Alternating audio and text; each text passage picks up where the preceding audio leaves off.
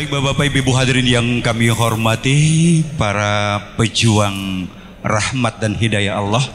Berikut ini kita akan ikuti bersama kajian Islam dengan tema Sebelum Menyesal bersama Dr. Khalid Basalama LCMA Hafizahullah Ta'ala.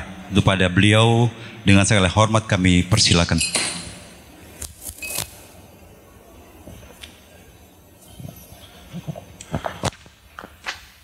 Assalamualaikum warahmatullahi wabarakatuh.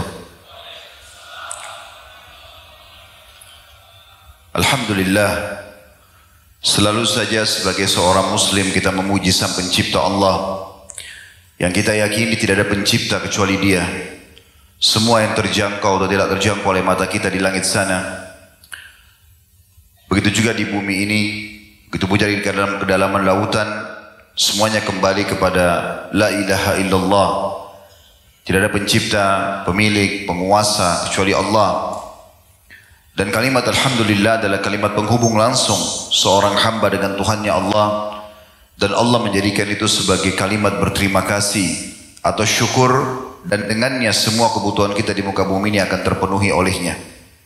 Maka jadilah sebagai seorang muslim yang selalu membasahi lidahnya dengan kalimat yang mulia ini, Alhamdulillah. Selanjutnya kita panjatkan salam hormat kita kepada manusia yang telah disempurnakan jalur nasabnya, fisiknya, ilmunya oleh Sang Pencipta Allah.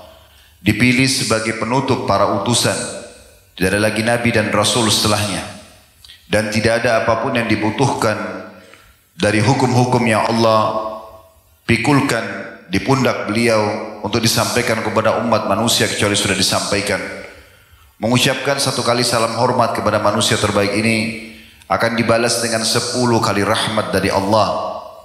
Maka jadilah orang yang setelah memuji Allah Alhamdulillah selalu mengucapkan juga salawat dan taslim kepada Nabi besar Muhammad sallallahu alaihi wa ala alihi wa sahbihi wasallam. Karena melihat waktu Isya kurang lebih 11 atau 10 menit lagi dari sekarang, maka mungkin kita akan buka ceramah ini dengan mukaddimahnya. Setelah itu untuk menghormati waktu sholat, kita break sholat dulu bagi teman-teman yang dari Lubuk Linggo dan yang musafir tadi mungkin sudah jamak termasuk kami. Setelah itu insya Allah baru kita lanjutkan tema kita. Dalam pembukaan ini teman-teman sekalian, saya mengucapkan secara khusus terima kasih jazakumullah khairan menjalankan hadis Nabi sallallahu alaihi wasallam, man la yashkurun nas la yashkurullah. Siapa yang tidak berterima kasih pada manusia maka belum berterima kasih atau bersyukur kepada Allah. Maka ucapan terima kasih ini kepada seluruh jajaran pemerintahan Lubuk Linggau, baik itu dari wali kota, wakil wali kota, kapolres, wakil kapolres, Pak Sekda, dan seluruh jajaran pemerintahan yang mungkin tidak bisa kami sebutkan satu persatu. Seluruh teman-teman pengurus Masjid Rawdatul Jannah, semua panitia yang terlibat, baik ikhwat dan akhwat kita, dan juga seluruh jamaah yang Masya Allah dari tadi malam dengan semangat menghadiri ceramah kita. Dan kami beritakan kepada Pak Wali Kota dan seluruh jajaran pemerintahan, Alhamdulillah dari tadi malam berjalan dengan baik. Dengan judul kita Indahnya Ibadah, karena memang kita ingin menitik beratkan tentang masalah menyadarkan kita semua, terutama diri saya sendiri, dengan tujuan dasar kita diciptakan di muka bumi ini. Kenapa kita lahir dari rahim ibu kita? Kenapa kita tidak bisa punya pilihan, ini ibu kamu dan ini ayah kamu, tidak bisa pilih yang lain? Fasilitas semua yang ada, 2 mata, 2 telinga, 2 kaki dan seluruh organ tubuh kita ini berfungsi sesuai dengan fungsinya. Dan juga seluruh fasilitas yang ada di sekitar kita, udara, air, dan hewan-hewan, tumbuh-tumbuhan dengan segala macam sistem raksasa ini, semua itu Sang Pencipta menciptakannya dengan tujuan agar kita beribadah kepadanya. Dan sudah panjang lebar semalam kita jelaskan apa itu tujuan hidup, yaitu ibadah kepada Allah. Apa itu ibadah? Dan kita sudah sempurnakan dengan menyebutkan banyaknya jenis-jenis ibadah dengan kenikmatannya dan keutamaannya. Kemudian kami lanjutkan juga tadi pagi, Alhamdulillah yang telah memudahkan dan memberkahi juga dengan judul Mati yang Kudambakan atau Kunanti. Dan ini rentetan bahasan yang sama berlanjut. Setelah kita fahami tujuan hidup kita ternyata untuk mengabdi kepada Sang Pencipta Allah, mengerjakan apa yang diperintahkan, menikmati apa yang dihalalkan, dan juga meninggalkan apa yang dilarang, maka kita membahas step yang kedua tentang masalah adanya prosesi pindah ke alam akhirat, yaitu melalui kematian. Sehebat apapun seseorang menjaga kesehatannya, udara yang asri, makanan yang sehat, menjadi seorang olahragawan, kalau ajalnya datang, maka dia akan meninggal. Dan kita coba memberikan kesadaran tentunya dan penyadaran kepada semua kaum muslimin, baik itu yang ikut offline ataupun online, dan terutama bagi diri kami sendiri, untuk menyadari tentang adanya fenomena ini dan bagaimana kita menjalankan hadis Nabi SAW pada saat ditanya siapa orang-orang mukmin yang paling cerdas, maka beliau mengatakan orang yang paling banyak mengingat kematian dan punya persiapan untuk itu. Lalu kita sudah tutup tadi, alhamdulillah, dengan menyebutkan mati-mati husnul khatimah. Banyak sekali tadi belasan jenis mati yang kita jelaskan yang merupakan mati-mati yang baik dalam Islam. Intinya berada di atas ketaatan kepada Allah Subhanahu wa taala dan meninggalkan semua yang dilarang. Dan insya Allah pada malam ini kita akan menyempurnakan bahasan kita dengan judul sebelum menyesal. Kita pindah ke step yang ketiga dari bahasan kita Tabligh Akbar ini, yaitu bagaimana Allah Sang Pencipta menceritakan dalam kitab Al-Quran yang suci, yang diyakini sebagai kitab suci bagi semua umat Islam, dijadikan sebagai rujukan dalam kehidupan mereka, menceritakan tentang penyesalan-penyesalan yang diucapkan oleh orang-orang yang tidak beriman kepada Allah nanti di hari kiamat, atau orang-orang yang banyak melakukan dosa-dosa dan tidak sempat taubat. Bagaimana mereka menyesali semua itu, dan ungkapan-ungkapan sesalan mereka sudah dituangkan dalam Al-Quran agar jangan sampai setiap muslim mengalami hal yang sama dengan mereka. Maka kita akan banyak sekali nanti mentadaburi ayat-ayat Al-Quran pada malam ini insyaAllah, berhubungan dengan informasi dari Allah tentang penyesalan-penyesalan yang terjadi nanti karena kufur kepada Allah selama di dunia, ataupun mereka banyak berbuat dosa dan tidak mau taubat sehingga akhirnya dihisap oleh Allah Subhanahu wa taala. Ini mungkin yang saya ingin sampaikan yang pertama. Yang kedua, saya duduk di sini, Pak Wakil Wali Kota, Pak Sekda, dan juga Pak Wakapolres dan seluruh teman-teman di sini. Saya bukan duduk di atas begini berarti saya lebih pintar atau lebih tahu, tapi kebetulan saya diamanahkan untuk menyampaikan ini. Sekaligus juga saya menggunakan baju ini karena pemberian dari wali kota, jazakumullahu khairan, dan juga untuk menunjukkan bahwasanya Islam tidak bertolak belakang dengan sesuatu yang merupakan tradisi dan adat kalau tidak bertolak belakang dengan Islam. Dan ini juga bentuk dukungan kami terhadap pemerintah setempat, ya, dan insya Allah mudah-mudahan batik durian ini bisa lebih menasional nantinya dan juga dikenal oleh masyarakat Nusantara seperti di harapan Pak Wali Kota. Dan kita menjalankan di sini firman Allah Subhanahu wa taala, "Fadzakir fa inna dzikra tanfa'ul mu'minin." Tujuannya adalah saling memberikan peringatanlah karena peringatan sangat bermanfaat oleh orang-orang beriman. Juga menjalankan sabda Nabi SAW, "Ad-dinun nasihah." Agama ini semua isinya nasihat. Harus saling mengingatkan. Pemerintah mengingatkan masyarakatnya, masyarakat mengingatkan pemerintahnya, orang tua kepada anak, anak kepada orang tua, suami kepada istri, istri kepada suami, sahabat pada sahabat, tetangga pada tetangga, satu kota, satu warga negara, bahkan lintas negara pun kita dianjurkan untuk saling mengingatkan kebaikan-kebaikan, tentu dengan tata cara yang baik dan juga santun. Maka itu tujuannya. Pengajian ini teman-teman sekalian untuk mengejar keutamaan daripada majelis ilmu, di mana Nabi SAW mengatakan tidak ada orang yang berkumpul atau orang-orang berkumpul di rumah Allah, mereka mempelajari ayat-ayat Allah, kecuali akan turun ketenangan bersama mereka. Dan Allah pun datang, Allah pun mengutus para malaikat, Allah pun mengutus para malaikat yang hadir. Dan mereka menaungi para penuntut ilmu dengan sayap-sayapnya. Dan juga Allah Subhanahu wa taala menyebut-nyebut kita, kalau kita sedang menyebut-nyebut Allah di depan para malaikat dan membanggakan siapapun yang coba berzikir atau menyebut nama Allah. Dan majelis ilmu termasuk zikrullah, karena kita akan banyak menyebutkan nasihat-nasihat yang memang Allah perintahkan semua dai dan ulama untuk menyampaikan kepada umat manusia, dengan tujuan tentunya memberikan penyadaran kepada mereka. Jadi di sini teman-teman sekalian kita menjalankan firman Allah tadi dan juga sabda Nabi SAW. Dan itu adalah tradisi para sahabat juga. Mereka ridwanullah alaihim kalau ketemu satu sama yang lain selalu saja Mereka mengatakan ta'al nu'minu sa'ah. Ayo kita duduk menambah iman kita sesaat. Sampai mereka saling menasihatin. Walaupun hanya bertemu dan sebelum berpisah mereka cuma membacakan surah Al-Asr. Bismillahirrahmanirrahim. Wal asr. Demi waktu yang kalian lalui di dunia. Innal insana lafi khusr. Semua manusia mengalami kerugian, penyesalan. Illa ladhina amanu wa amilus salihat. Kecuali orang yang beriman dan sibuk dengan mengerjakan amal saleh. Wa tawasaw bil haqqi wa tawasaw bis sabr. Saling mewasiatkanlah kebenaran ini dan saling mewasiatkan agar sabar dalam menjalankan perintah-perintah agama ini. Jadi ini yang tujuan kita insya Allah duduk di sini dan insya Allah kedepannya kita akan bahas ya. Selepas sholat isya nanti tema kita sebelum menyesal. Namun saya akan berikan pembukaan daripada bahasan ini teman-teman sekalian. Allah Subhanahu wa taala menjadikan penyesalan selalu ada di belakang, di akhir. Dan penyesalan ini kalau sudah datang tidak akan bermanfaat untuk memperbaiki kesalahan yang telah lalu. Tapi kita bisa coba untuk bertaubat atau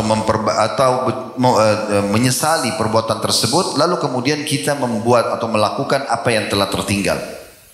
Semua ibadah, misalnya sholat, kalau sudah luput dari seseorang di antara kita, tidak bisa diperbaikin lagi. Kalau misalnya tadi sholat subuh, ada orang di antara kita tidak sempat sholat di masjid misalnya. Kemudian sekarang dia dulu di majelis ilmu ini, kemudian dia dengarkan, oh ternyata saya harus beribadah kepada Allah. Ternyata Nabi Muhammad SAW bersabda siapa yang sholat subuh berjamaah, terutama di masjid, ya, apalagi bagi kaum laki-laki, maka mereka berada di bawah lindungan Allah. Kata Nabi SAW, maka jangan kalian lepaskan diri dari lindungan Allah itu. Jadi orang kalau sholat subuh berjamaah di masjid akan terlindung sampai besok subuh lagi. Maka para ulama sangat menjaga tentang sholat subuh ini. Misal ada yang dengarkan keutamaan ini dari sekian banyak keutamaan sholat subuh. Lalu kemudian dia sekarang baru menyesal. Dia mengatakan coba seandainya saya bisa kerjakan. Sudah tidak bisa lagi. Karena waktu subuh tadi sudah nggak bisa diulangi. Bahkan satu detik yang lalu pun tidak bisa kita minta untuk dikembalikan. Oleh karena itu teman-teman sekalian, di saat Allah berikan kesempatan untuk melakukan kebaikan, jangan sia-siakan. Karena tidak mungkin bisa terulang. Saya punya pengalaman di Jakarta kemarin. Seumur hidup saya tidak pernah lupa dan selalu saya kenang itu supaya tidak terulang lagi.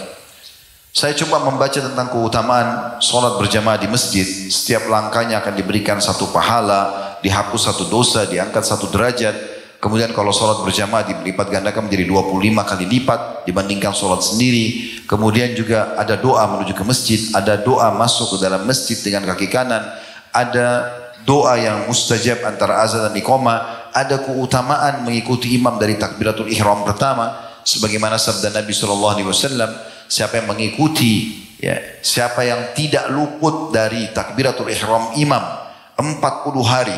Jadi begitu imam Allahu Akbar, Bapak Ibu sekalian, bapak-bapak langsung saja juga Allah Akbar di belakangnya 40 hari, 5 waktu sholat, maka dijamin dia akan selamat dari api neraka dan juga kemunafikan.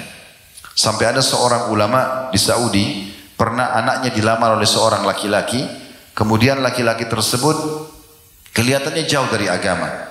Cuma seorang alim ini, karena dia memang pendidik umat, pendidik manusia, dia tidak ingin buru-buru menolak lamarannya. Kebetulan dia punya masjid dan dia jadi imam di situ, lalu dia berkata, saya akan menerima lamaranmu tapi setelah 40 hari dari besok. Dan saya minta, saya ingin lihat kamu, syarat saya terima lamaranmu, 5 waktu sholat kamu ada di sini. Dan kamu ada di belakang saya. Saya takbiratul ihram, kamu juga ikut takbiratul ihram. 40 hari. Setelah itu saya akan terima lamaranmu. Karena semangatnya anak muda ini ingin melamar anak syekh ini atau anak ulama, kalau kita kiai atau ustadz, maka dia pun datang tiap hari. Lalu anak muda ini menceritakan dirinya. Dia bilang sepekan pertama saya kerjakan sholat itu hanya karena mau melamar anak syekh ini. Tapi setelah hari ke-7, hari ke-8, hari ke-9, saya kok merasa ada sesuatu dalam hati saya. Perasaan diterima lamaran saya atau tidak, kok saya sudah nyaman dengan sholat ini. Sampai puncaknya dia bilang setelah 40 hari saya tidak pernah ketinggalan takbiratul ihram pertama imam. Maka di situ puncaknya saya merasakan iman saya sempurna. Dan sesuai dengan janji Nabi SAW akan diselamatkan dari api neraka dan sifat kemunafikan. Tidak ada lagi dia berwajah dua, hanya kena mengikuti sholat seperti ini. Maka akhirnya setelah 40 hari diterima lamarannya. Teman-teman sekalian, saya coba mengkaji hadis-hadis, coba mengkaji sikap para ulama, dan juga kisah tadi itu memotivasi saya. Maka saya coba semaksimal mungkin menjaga takbiratul ihram pertama imam. Subhanallah, satu waktu di Jakarta pernah saya kedatangan seorang tamu. Kemudian dia bertamu di rumah. Waktu itu kebetulan waktu sholat duhur yang saya perhatikan adalah 12 lewat 10 menit. Sempat ada perubahan waktu, cuman saya tidak ikutin. Qadarullah saya tidak ikutin. Maka mundur dia sekitar jam 12 sudah azan. Kebetulan masjid dekat rumah, mikrofonnya rusak, jadi tidak terdengar azan. Saya masih berpegang dengan waktu sholat azan yang lalu. Kemudian saya bilang sama ikhwah itu, waktu saya lihat jam sudah pukul 12 lewat 10 menit, saya mengatakan, sudah waktu azan, tidak kedengaran, kita ke masjid. Saya boncengan motor sama beliau. Pas masuk masjid, begitu kaki saya melangkah masuk ke masjid, saya lihat imamnya sudah sujud di sujud pertama di rakaat pertama. Waktu itu tiba-tiba saya berpikir, teman-teman sekalian, saya bilang subhanallah, saya bahkan tidak bisa bilang sama imam, imam tolong kembali ke takbiratul ihram pertama. Saya ingin ikut dari awal, tidak bisa. Dan akan tercatat di buku amal saya, Khalid Basalamah ini di hari itu sholat duhur masbuk 1 rakaat. Tidak bisa saya perbaiki selamanya. Pahalanya akan kurang. Dan beda pahalanya dengan orang yang sudah mengerjakan dari awal sempurna. Dari sini menjadi sebuah cambuk sebenarnya teman-teman sekalian. Kalau peluang-peluang amal soleh jangan disia-siakan. Saya akan sampaikan juga sebuah kejadian lain dan kita tutup setelah itu untuk sholat isya dulu. Saya pernah keluar dari salah satu majelis taklim di Jakarta Timur, di daerah Otista waktu itu. Kemudian habis taklim, waktu itu pengajian ibu-ibu, pas azan duhur, saya keluar dari masjid, keluar dari majelis taklim itu, karena sebuah gedung majelis taklim, lalu saya ingin menuju ke masjid, lagi dikumandangkan azan. Subhanallah, jalan antara majelis taklim itu dengan masjid ada seorang ibu, kelihatan kotor sekali beliau penampilannya, kelihatan orang susah, lagi gendong anak dan minta uang. Saya niat ingin memberikan, karena ini adalah bagian daripada syariat kita. Tapi saya berpikir pada saat itu antara kejar sholat awal waktu atau memberikan sedekah orang ini. Maka saya bilang, Bu, bisa enggak selepas sholat saya akan kasih. Lalu saya tetap jalan. Saya berpikir bersangka baik pada saat itu mungkin ibu itu akan menunggu. Selepas sholat, setelah saya sholat ba'diyah duhur, saya pulang. Subhanallah, saya tiba di tempat itu, ibu itu sudah tidak ada. Tiba-tiba saya merasa bersalah sekali. Saya naik mobil, saya starter mobil, saya jalan keliling sampai 3 kali teman-teman sekalian di tempat yang sama. Tidak saya temukan ibu itu lagi. Maka saya terus jadikan sebagai muhasabah, introspeksi diri saya mengatakan, Khalid, berapa detik kamu keluarkan uang? Kenapa kau tidak keluarkan uang? Kasih saja dia, kemudian pergi sholat. Untuk mengejar peluang ke orang yang sama, belum tentu kita dapatkan. Dan ternyata betul, sampai hari ini saya tidak pernah ketemu dengan ibu itu lagi. Bertadinya bisa dicatat sebagai amal saya, tapi tidak dicatat karena kita menunda amal tersebut. Maka sebelum menyesal, harusnya kita maksimalkan. Dan lebih dalam insya Allah kita akan bahas nanti selepas sholat isya. Subhanakallah wa bihamdika, asyhadu an la ilaha illa anta astaghfiruka wa atubu ilaik. Wassalamualaikum warahmatullahi wabarakatuh. Assalamualaikum warahmatullahi wabarakatuh. Alhamdulillah, wassalatu wassalamu ala rasulillah. Segala puji dan puja kehadirat Allah subhanahu wa ta'ala, juga salawat dan taslim kepada Nabi besar Muhammad sallallahu alaihi wa ala alihi wa sahbihi wasallam. Saudaraku seiman, suatu hari pernah baginda Nabi sallallahu alaihi wasallam di saat sebelum beliau wafat dan lagi sakit keras, sempat beberapa hari beliau tidak keluar mengimami sholat. Tidak mengimami sholat. Maka terdengar tangisan beberapa orang sahabat di masjid karena merasa sedih, khawatir kalau Nabi SAW meninggal dunia. Maka beliau SAW pun keluar ke masjid dengan letih sebenarnya karena beliau lagi sakit. Ini sakit kematian beliau SAW. Kemudian beliau menyampaikan kepada para sahabat. Beliau mengatakan, wahai sekalian manusia, janganlah kalian sedih karena pertemuan kalian denganku di haudku nanti. Maksudnya di telagaku. Makna daripada perkataan Nabi SAW ini artinya, kita akan mati iya, tapi kita akan bertemu. Fahami poin penting teman-teman sekalian. Kematian itu bagi seorang muslim adalah awal segalanya. Karena di saat itulah dia akan panen dari hasil amal dia. Dan juga dia akan mendapatkan balasan yang mulia surga. Serta surga selalu diikuti oleh Allah SWT dalam firman-Nya, khalidina fiha, kekal selamanya di dalamnya. Tadi siang atau tadi pagi sempat kita singgung, kalau kepemilikan kita di dunia ini sementara, kita beli rumah, beli tanah, beli mobil, atas nama kita iya. Tapi sementara, di saat kita meninggal, sudah pindah tangan menjadi milik orang lain, walaupun ahli waris kita sendiri. Tapi di surga nanti, di akhirat sana, tidak seperti itu. Kepemilikannya abadi selamanya. Berapa banyak motivasi dari Nabi SAW untuk supaya seseorang muslim menjadikan akhirat sebagai targetnya. Dan tidak perlu khawatir sama sekali dengan kematian. Karena tanpa mati kita tidak akan bertemu dengan Allah Subhanahu wa taala yang selama ini kita sembah. Kita juga bahkan tidak bisa bertemu dengan Rasulullah SAW tanpa meninggal. Kita akan ketemu di sana. Begitu juga kita tidak akan menerima balasan dari amal-amal kita. Kecuali memang kita sudah meninggal. Mati sebuah pintu yang harusnya setiap muslim bahagia menyambutnya.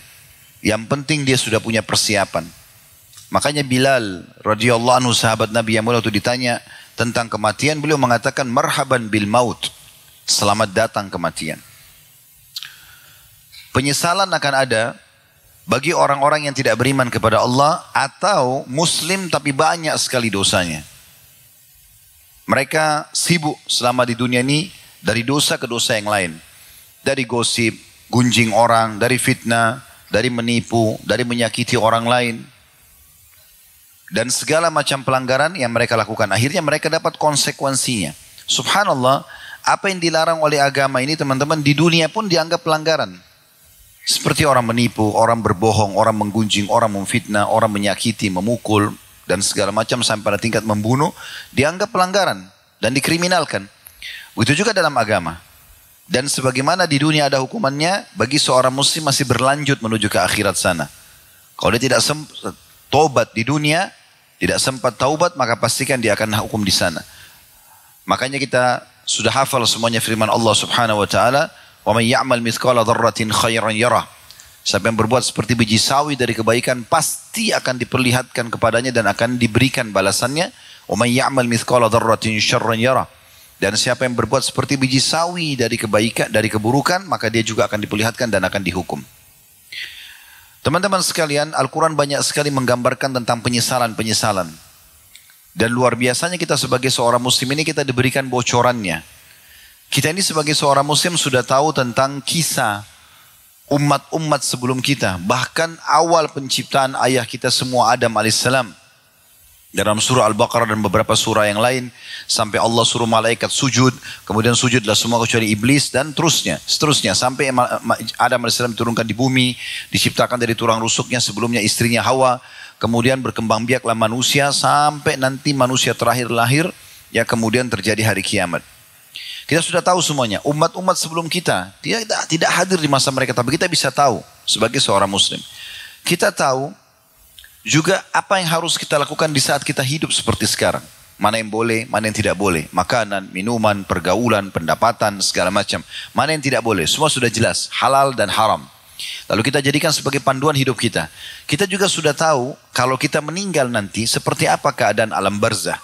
Nabi Muhammad SAW menjelaskan kuburan bisa menjadi taman dari taman surga atau lubang dari lubang neraka. Juga dijelaskan bagaimana nanti keadaan orang-orang dihisap pada hari kiamat nanti.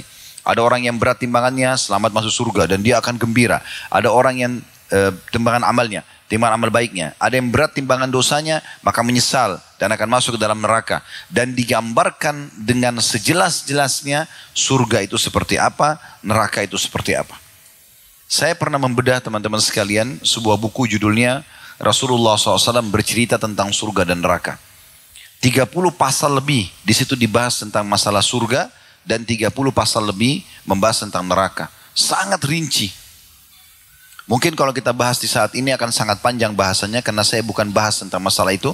Tapi teman-teman kalau berminat bisa kembali ke playlist YouTube kami di Khalid Basalamah Official, kemudian klik KHB-nya, lalu ada playlistnya, diklik nanti cari tentang bedah buku Rasulullah SAW cerita tentang surga neraka. Anda bisa panjang lebar mendengarkan di situ. Tapi yang jelas surga itu walaupun belum dilihat oleh orang, kalau ditanya mau masuk surga jawabannya pasti iya. Karena indahnya. Begitu juga neraka, orang kalau ditanya mau masuk neraka maka jawabannya tidak. Walaupun dia belum pernah lihat. Karena emang surga tempat balasan bagi orang-orang yang patuh. Dan mereka akan nikmat selamanya.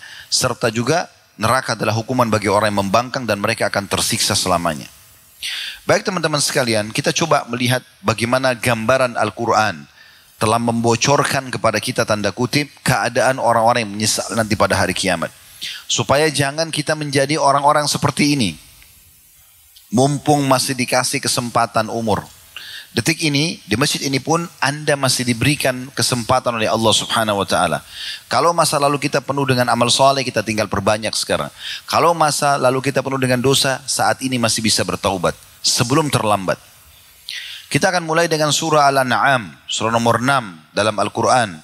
Bagi teman-teman yang mau catat silakan. Bagi yang mau buka juga aplikasi Al-Qurannya, tapi saya harap ini adalah offline, supaya tidak mengganggu sinyal online kita. Bisa dilihat dalam surah Al-An'am dari ayat 27-nya. Kita akan mulai dari sini dulu. Saya bacakan. A'udzubillahi minasyaitonirrajim. Allah berfirman, "Walau tara idh wukifu 'alan nari faqalu ya laitana nuraddu wa la nukadziba biayati rabbina wa nakuna minal mu'minin." Jikalau hai Muhammad engkau menyaksikan dan melihat bagaimana para penghuni neraka dihadapkan ke neraka. Lalu mereka berkata pada saat itu, Allah sudah kasih kita bocorannya. Belum terjadi, tapi Allah sudah berikan kepada kita informasinya. Mereka berkata, kiranya kami bisa dikembalikan ke dunia. Dan kami tidak lagi mendustakan ayat-ayat Tuhan kami. Serta kami menjadi orang-orang yang beriman. Kata Allah SWT, tentulah hai Muhammad, engkau akan melihat suatu peristiwa yang mengharukan pada saat itu. Karena penyesalan mereka tidak ada manfaatnya. Mereka biar menangis-nangis, mereka berusaha untuk dikembalikan, tidak akan mungkin. Siapapun di antara kita teman-teman kalau sudah meninggal, biar dia menangis darah, tidak akan dikembalikan ke dunia. Siapapun dia. Ayat 28-nya, Allah mengatakan, bal bada lahum ma kanu yukhfuna min qabl. Walau ruddu la'adu lima nuhu anhu wa innahum lakadibun. Tapi sebenarnya, telah nyata bagi mereka kejahatan yang mereka dahulu selalu sembunyikan. Di akhirat diperlihatkan zinanya, dustanya, menipunya dan segala macam. Sekiranya mereka dikembalikan ke dunia, tentulah mereka kembali lagi kepada apa yang mereka dilarang untuk mengerjakannya. Dan sungguhnya mereka adalah pendusta saja. Di ayat 29-nya, wa qalu in hiya illa hayatuna dunya wa ma nahnu bimab'utsin.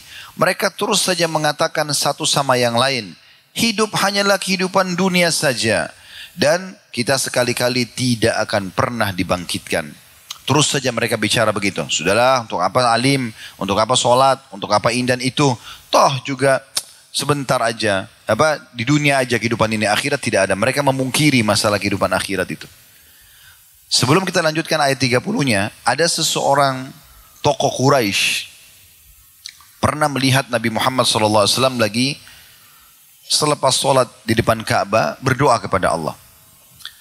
Dia datang membawa tulang-tulang unta yang sudah lama mati unta itu. Diambil, kemudian ditumbuk sama dia dengan batu sampai menjadi serbuk yang halus. Disaksikan oleh orang-orang pada saat itu. Lalu dia datang kepada Nabi SAW dan dia lemparkan serbuk itu ke wajah Nabi. Sambil mengatakan, man yuhyil idhama wa hiya ramim. Dalam salah satu ayat Al-Quran. Siapa yang bisa menghidupkan lagi tulang yang sudah jadi ramim, jadi debu seperti ini hai Muhammad. Maka Jibril datang membawa firman Allah setelah itu. Menjelaskan, Qul yuhyiha alladhi ansha'aha awwala marratin wa huwa bikulli khalqin alim. Katakan hai Muhammad, yang akan menghidupkan kembali tulang yang sudah hancur menjadi debu itu adalah yang telah menciptakannya pertama kali. Dan dia maha mengetahui terhadap ciptaannya. Jadi orang-orang selalu memungkiri tentang masalah kebangkitan. Tapi sebenarnya ada. Karena nggak mungkin ya Allah subhanahu wa ta'ala mengutus nabi-nabinya. Allah subhanahu wa ta'ala menurunkan kitab kemudian tidak ada hasilnya. Dan sangat tidak rasional kalau kita berbuat tidak dibalas. Nggak mungkin. Masa kita bekerja tanpa ada gaji, tanpa ada hasil, nggak mungkin. Maka sama ini. Semua orang muslim berbuat baik dia akan dapat hasilnya. Semua orang berbuat jahat akan dihukum. Lalu yang dalam sekali Allah ingatkan kepada kita ayat 30-nya surah Al-An'am ini. Walau tara idhu kifu ala rabbihim qala alaysa hadha bil haqqi qalu bala wa rabbina qala fadhuqul adzaba bima kuntum takfurun. Seandainya kamu melihat ketika mereka dihadapkan kepada Tuhan mereka, tentu kamu akan melihat peristiwa yang sangat mengharukan karena mereka menangis, mereka terisak-isak. Dan Allah berfirman, bukankah kebangkitan ini benar? Bukankah sudah aku ingatkan sebelumnya akan ada hari kiamat? Kalau setiap muslim tidak asing dengan setiap sholat baca Al-Fatihah. Di antara potongan ayatnya, Maliki Yaumiddin, Raja pemilik hari kebangkitan. Allah bertanya kepada mereka, bukankah kebangkitan ini benar? Sekarang kalian lihat semua kalian dibangkitkan. Mereka menjawab, sungguh benar demi Tuhan kami. Allah berfirman, karena itu rasakanlah siksa ini, disebabkan dulu kamu memungkirinya. Ayat 31-nya. Qad khasira alladhina kadzabu bi liqa'illah hatta idza ja'atuhumus sa'atu baghtatan qalu ya hasratana ala ma farratna fiha wa hum yahmiluna awzarahum ala dhuhurihim ala sa'a ma yazirun. Sungguh telah rugilah orang-orang yang mendustakan pertemuan mereka dengan Tuhan mereka di hari kiamat. Sesungguhnya apabila hari kiamat datang kepada mereka dengan tiba-tiba, mereka akan berkata, alangkah besarnya penyesalan kami terhadap kelalaian kami tentang kiamat itu. Sambil mereka memikul dosa-dosa di atas punggung-punggung mereka. Ingatlah, amat buruklah apa yang mereka pikul itu. Di ayat 32-nya, Allah subhanahu wa ta'ala mengatakan, وَمَا الْحَيَاةُ الدُّنْيَا إِلَّا لَعِبٌ وَلَهُ وَلَلدَّارُ الْآخِرَةُ خَيْرٌ لِلَّذِينَ يَتَّقُونَ فَلَا تَعْقِلُونَ. Dan tidaklah kehidupan dunia ini melainkan hanya senda gurau dan main-main saja. Sebentar sekali berlalu. Semuanya akan berlalu. Mungkin teman-teman pernah reunian sama teman-teman SD-nya. Mungkin kita sudah 40, 50 tahun, 60 tahun, 70 tahun mungkin umur. Kemudian ketemu sama teman yang masih hidup misalnya. Kalau kita bercerita, seakan-akan baru kemarin kejadian itu. Baru kemarin. Dan begitulah kehidupan dunia. Nanti pun pada saat kita mati teman-teman sekalian, itu diperlihatkan masa kehidupan kita. Kita nanti di surga bisa lihat masa kehidupan kita. Oh, ini saya jatuh dari rahim ibu saya, tangisan pertama, kedipan mata pertama, tarikan nafas dan hembusan nafas pertama, dan seterusnya sampai kejadian semua firman sampai kita meninggal dunia. Lalu kita akan mengatakan, oh hanya ini ya paket hidup saya. Hanya itu saja. Dan kita akan menyesali semua apa yang kita sia-siakan. Bahkan dalam sebuah riwayat Tabarani, dihasankan oleh para ulama hadis, bahwasanya orang-orang mukmin saja yang masuk ke dalam surga masih menyesali peluang-peluang ibadah yang mereka sia-siakan. Karena kalau mereka kerjakan bisa lebih tinggi derajatnya. Tapi sudah tidak ada manfaatnya penyesalan tersebut. Mereka bersyukur dengan nikmat yang Allah berikan, tapi mereka menyesali kenapa masih ada amal soleh yang mereka sia-siakan dulu. Sampai sebagian salafus saleh, mereka betul-betul hati-hati dengan waktunya. Sampai ada di antara mereka mengatakan, bagaimana bisa saya tidak pelit dengan waktu saya? Saya tidak bakhil dengan waktu saya di dunia. Padahal sebenarnya ya semua itu akan dipertanggungjawabkan kepada Allah Subhanahu wa taala. Lalu kenapa saya harus habiskan begitu saja? Umar bin Khattab radhiyallahu anhu, itu kalau tidur malam hari, beliau selalu taruh bejana di sebelah ranjangnya. Lalu meletakkan telapak tangannya di atas bejana tersebut sambil tidur. Tidak tersentuh tapi sambil tidur. Begitu tersentuh air tersebut beliau bangun lalu sholat malam. Tidak tidur lagi sampai pagi. Karena beliau merasa mahal sekali waktunya. Ya. Begitu juga dengan ulama-ulama dan para sahabat yang lain. Mereka begitu. Mereka sangat menjaga. Imam Syafi'i rahimahullah membagi malamnya menjadi 3. Beliau bagi sepertiganya untuk istirahat. Sepertiganya lagi untuk sholat malam. Sepertiganya lagi untuk menulis. Imam Nawawi rahimahullah itu meninggal belum 40 tahun umurnya, atau hampir 40 tahun umurnya. Punya karya tulis tidak ada yang tidak kenal beliau. Seluruh dunia sekarang umat Islam pakai bukunya. Riyadhus Shalihin, Arba'in Nawawi dan banyak buku-buku yang lain. Yang jelas teman-teman sekalian, beliau setiap hari saking ingin maksimalkan waktunya, belajar 13 kitab di 13 guru. Kalau anda sekarang duduk seperti ini satu tema, maka beliau setiap hari 13 kitab di 13 guru. Dan belum tidak sampai situ. Malam hari pasti waktu tidur beliau tidur sambil berdiri. Imam Nawawi begitu. Tidur sambil berdiri. Beliau pegang kitab, tidur, sandar di dinding. Kakinya satu menopang, yang satunya dilipat, disandarkan di dinding. Tidur. Begitu bangun baca buku. Begitu luar biasa mereka maksimalkan waktunya. Karena takut jangan sampai nyesal nanti. Kalau ada yang luput aja sudah cukup menyesal. Apalagi kalau dasarnya memang orang sengaja membuang-buang waktunya. Sebagian salaf pernah melewati anak-anak muda, nongkrong, omong kosong di pinggir jalan, tidak ada faedah sama sekali. Maka beliau mengatakan, kalau bisa waktu mereka dibeli, saya akan beli waktunya ini. Cuma manusia sudah tentukan 24 jam semuanya. Gak bisa lebih. Tapi kalau bisa ada orang buang-buang waktu itu dibeli sama orang yang tahu nilainya waktu itu agar beribadah kepada Allah, mereka mau beli. Teman-teman sekalian, ayat selanjutnya yang perlu kita renungi, tadabburi sama-sama adalah surah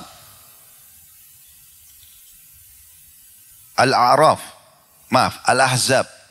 Surah nomor 33 ayat 67 sampai 68. Di ayat ini terulang lagi Allah Subhanahu wa taala menceritakan tentang orang-orang yang menyesal. Ya, sekali lagi Al-Ahzab surah nomor 33 ayat 67 sampai 68. Saya bacakan.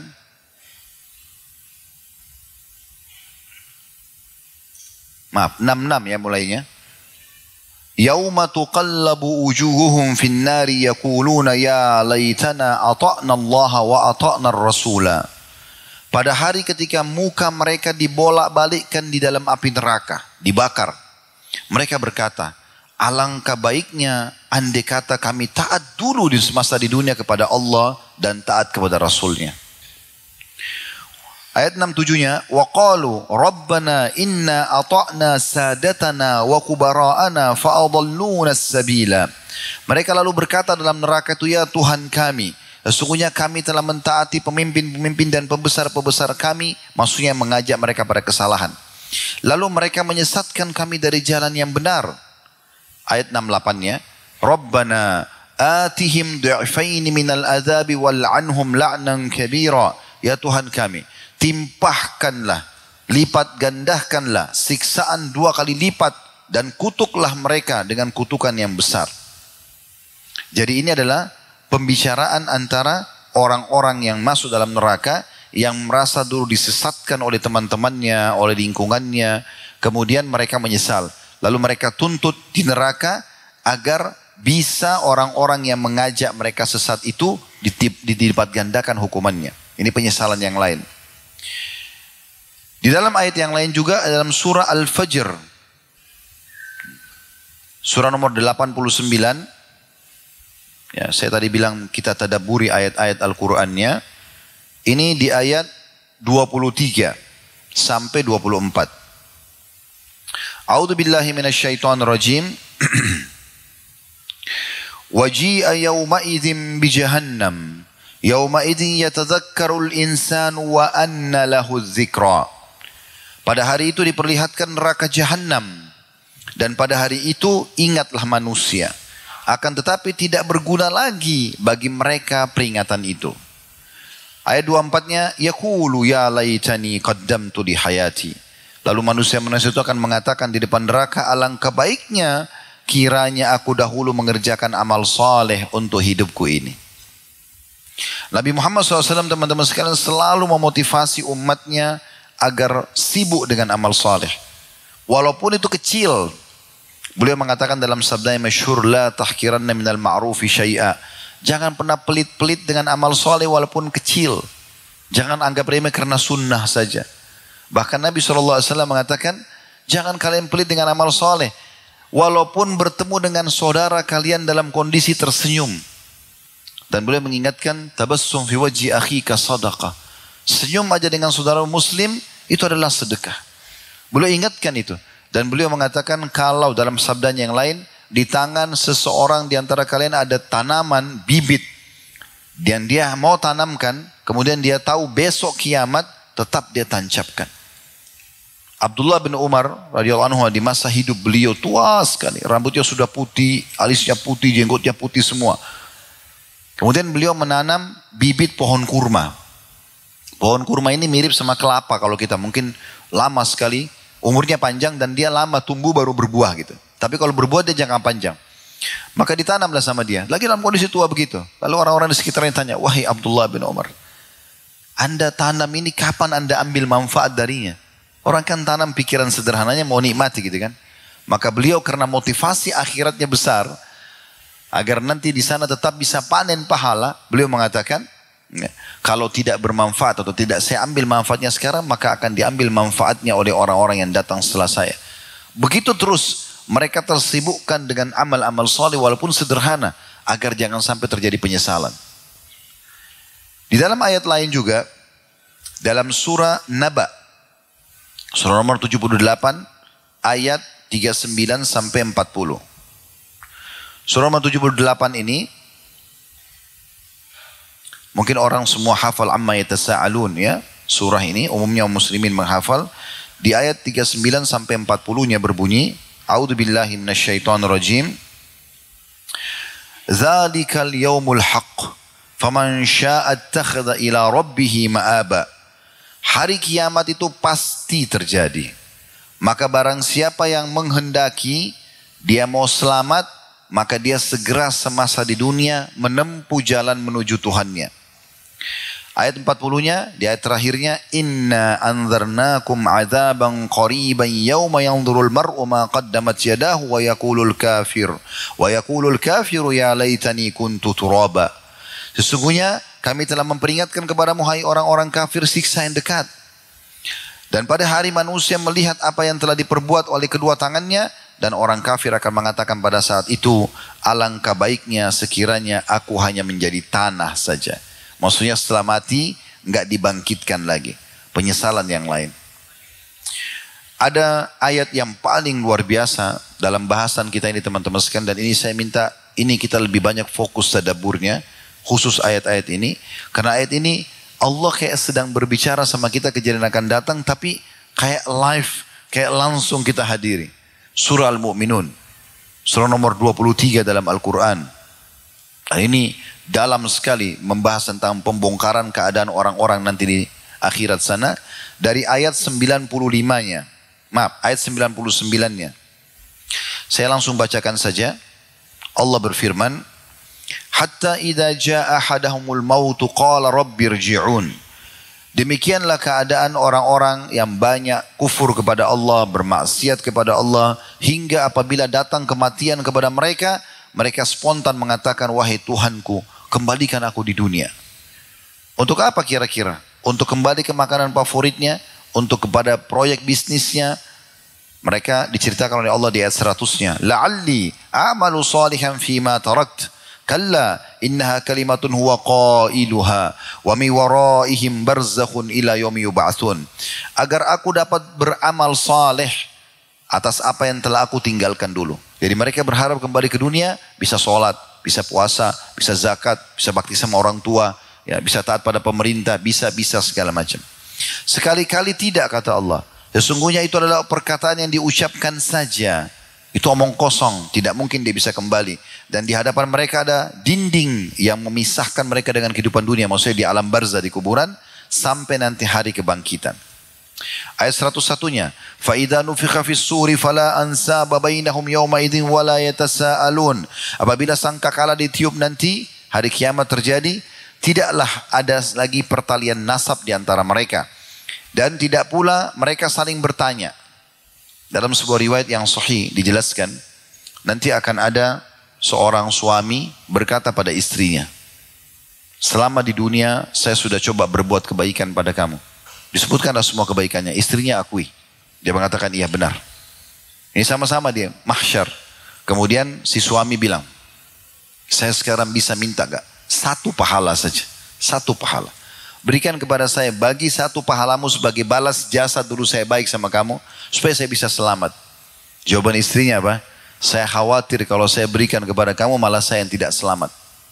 Sebaliknya juga ada seorang istri yang mengatakan pada suaminya, saya telah berbuat baik selama di dunia bersama kamu. Disebutkanlah semua kebaikan dia, baktinya sama suaminya segala macam. Suaminya akui ya.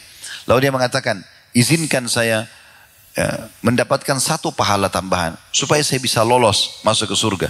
Kata suaminya, kalau itu saya tidak bisa berikan, karena saya khawatir kalau saya berikan saya justru yang tidak selamat.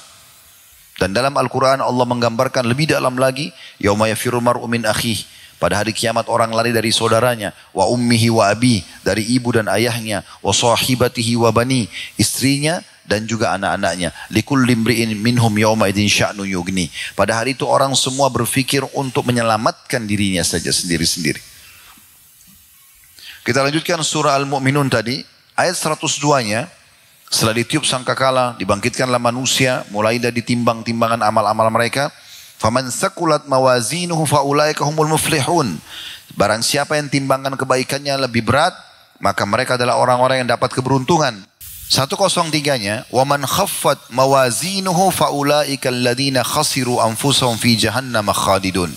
Dan siapa yang amal baiknya ringan, lebih berat dosanya, maka mereka adalah orang-orang yang merugikan diri mereka sendiri. Mereka akan kekal di dalam api neraka. Ayat setelahnya teman-teman, ini ayat yang luar biasa. Saya tadinya tidak tahu maknanya kecuali kecuali setelah saya baca tafsirnya. Ada penyampaian dari Nabi SAW, hadis berhubungan dengan masalah ini. Ayat 104-nya, kata Allah, orang-orang neraka itu talfahu wujuhahumun nar wa hum fiha kalihun. Mereka nanti mukanya akan dibakar di api neraka. Dan mereka di dalam neraka itu dalam keadaan cacat. Apa maksudnya cacat teman-teman sekalian? Kata Nabi Muhammad SAW dalam hadis sahih riwayatkan Imam Ahmad, sungguh ahli neraka itu saking panasnya neraka sampai membuat bibir bagian atasnya meleleh dan bisa terlipat sampai ke setengah kepalanya. Dan bibir bagian bawahnya meleleh sampai melebar ke pusatnya. Saking panasnya pada saat itu. Dan ini yang dimaksudkan mereka cacat dalam api neraka. Subhanallah, Nabi sudah berikan kita bocorannya. Di dalam riwayat yang lain, ahli neraka nanti, ya, pada saat itu mereka akan kena panasnya neraka itu. Ya, kalau di dunia ini ada orang yang mencuri misalnya, maaf, ini contoh saja, mencuri, lalu digebukin oleh masyarakat. Pada saat dia masih hidup digebukin kan dia rasa sakit, tapi kalau dia sudah meninggal, sudah mati, gak bergerak lagi. Saya yakin orang semua tinggalkan, karena orang pikir orang mati gak akan rasa sakit. Masalahnya teman-teman, di neraka gak ada mati lagi. Tidak kenal waktu siksaan itu. Per detiknya kita rasakan sakitnya. Kata ulama, orang dibakar di neraka itu sakit, panas sampai dia hangus, tapi tidak mati. Kemudian dikembalikan lagi utuh juga sakit. Baru dibakar lagi sakit. Begitu terus. Penyesalan yang luar biasa pada saat itu. Mereka cacat di situ. Allah mengatakan di ayat 104-nya cacat. Lalu mereka saking panasnya, kata Nabi SAW, mereka panggil penjaga neraka. Para malaikat Zabaniyah. Yang Allah bilang, فَلْيَدُّ أُنَادِيًا سَنَدُّ الزَّبَانِيَةِ. Mereka boleh panggil siapa saja di neraka terserah. Tapi kami akan panggil dan suruh Zabaniyah. Para malaikat-malaikat yang perkasa, yang keras, kasar. Yang khusus untuk menyiksa memang. Maka mereka panggil, wahai para malaikat Zabaniyah. Coba minta kepada Allah agar meringankan azab buat kami 1 hari saja. Maka malaikat tidak menjawab mereka. Dalam riwayat ini kalau seingat saya disebutkan 500 tahun tidak dijawab. Mereka terus disiksa, tidak dijawab. Setelah dijawab pun para malaikat mengatakan, ya, kalian tidak akan pernah bisa keluar. Enggak ada keringanan. Sudah datang ayat-ayat Al-Quran, sudah datang ayat-ayat Allah, sudah datang utusan Allah. Kalian tidak mau beriman. Sudah dikasih waktu yang cukup di dunia, kalian tidak mau beramal saleh, tidak mau tobat dari dosa-dosa. Lalu kata Nabi SAW, mereka panggil Tuhan mereka. Ya Allah, tolong kami. Tolong kami. Nah di sini teman-teman sekalian, pada saat mereka panggil Tuhan mereka, kata Nabi SAW, Allah tidak menjawab mereka seumur dunia. Berapa miliar tahun tuh umur dunia? Karena manusia kita ini teman-teman, makhluk ini, manusia ini makhluk terakhir di dunia. Sebelum kita sudah ada jin, sudah ada hewan-hewan. Ini semua sudah ada sebelum kita. Kita ini makhluk terakhir Allah ciptakan. Makanya waktu Nabi Adam diciptakan, iblis sudah ada. Mereka sudah ada semua kehidupan mereka. Sudah ada hewan-hewan, sudah ada semua ini. Nabi Adam turun di bumi ini sudah siap semuanya. Sudah berjalan sekian lama. Maka pada saat itu teman-teman sekalian, Allah Subhanahu wa ta'ala tidak menjawab mereka seumur dunia. Setelah itu pun Allah mengatakan kalimat yang luar biasa. Allah mengatakan qala khsa'u fiha wa la tukallimun. Jangan pernah kalian terhinalah di dalamnya dan jangan pernah kalian bicara dengan saya.